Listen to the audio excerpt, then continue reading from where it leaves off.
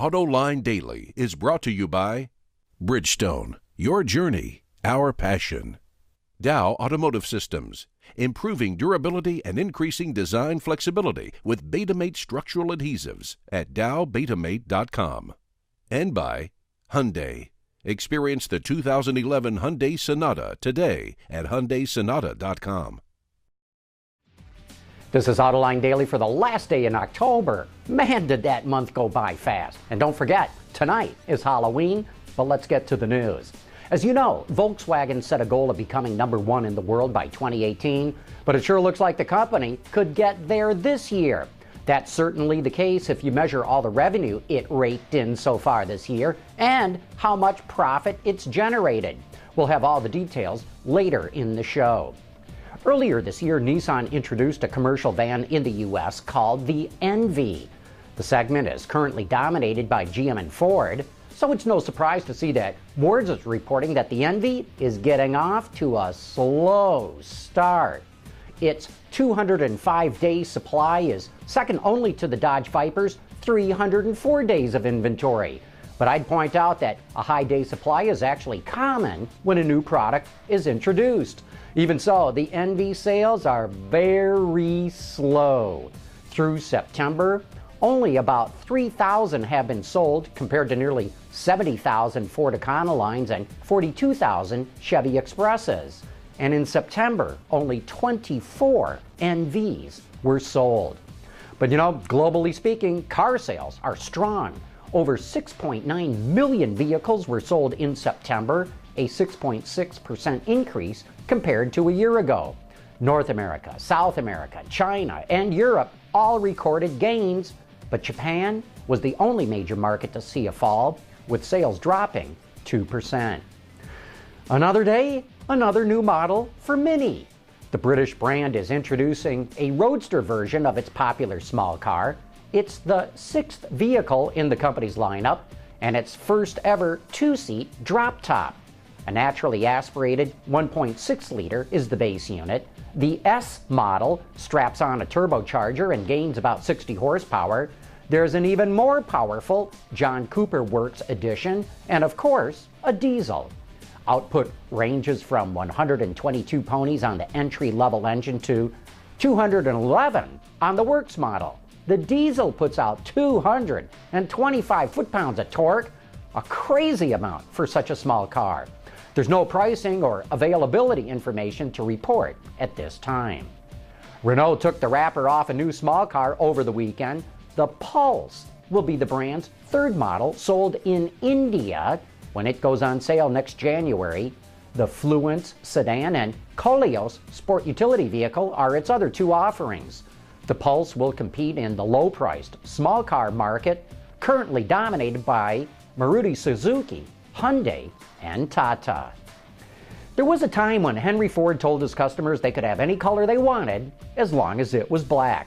And that's because black paint dried faster than other pigments, and that meant Henry could make more Model Ts. But then, around 1920, DuPont, working together with General Motors, came up with a lacquer paint it called Duco, which allowed any color to dry quickly, and that spawned a color revolution in automobiles. So why do I mention all this? Because Bloomberg is reporting that DuPont is looking at selling its paint operations, hoping to get about $4 billion that it can invest in faster growing areas. And so goes a part of history. Hey, don't forget to join Open Line tomorrow. You can catch another call-in episode at 8 p.m. Eastern Time. Host Michelle Naranjo will be joining in live from Las Vegas, where she's attending the SEMA show. She'll also be joined by co-host Chelsea Sexton, as well as Aaron Bragman from IHS Automotive. Be sure to call in or watch live at Autoline.tv. We'll see you there. Hey, like we said at the top of the show, Volkswagen is now #1 in the world, and we're going to give you all the details on why that's the case right after this.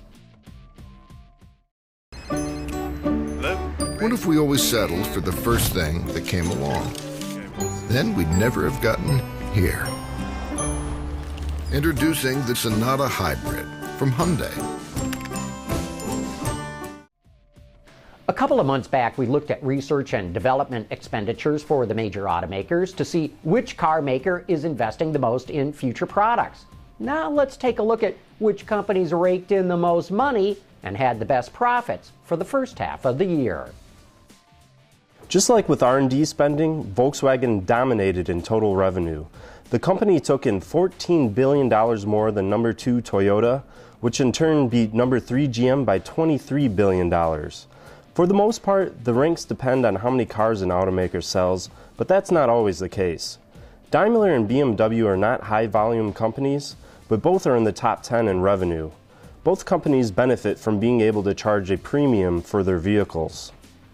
The net profits seem to show a much clearer picture of how well the automakers performed in the first half of the year. And surprise, surprise, VW is again at the top. The company made $3 billion more than second place GM. To put that in perspective, that gap is more than what 8 automakers on this list made in net profits. The earnings show just how much of an impact the strength of the yen and the earthquake and tsunami in Japan had on its automakers. All 3 Japanese automakers are ranked out of the top 10 in net profits. Only Nissan earned over $1 billion. This helped put the 3 German automakers, VW, BMW, and Daimler, in the top 5. Also moving up the list due to the Japanese struggles is Hyundai and Kia. Both are in the top 10, but Hyundai's $3.9 billion profit is especially impressive. It's just $1 billion less than Ford, which is number 3 on the list. It will be interesting to see if the Japanese automakers will recover before the year is out, or if they will have to wait until next year before their books are back in order. Rounding out the list is Chrysler. It's not too surprising it was the only OEM not to make a profit in the first half. The company does not have many new models, and at the time it was still owned by the Canadian and American governments. But the bottom line is, and I think it's safe to say, Volkswagen is now number 1 in the world. And that wraps up today's show. Thanks for watching. We'll see you tomorrow.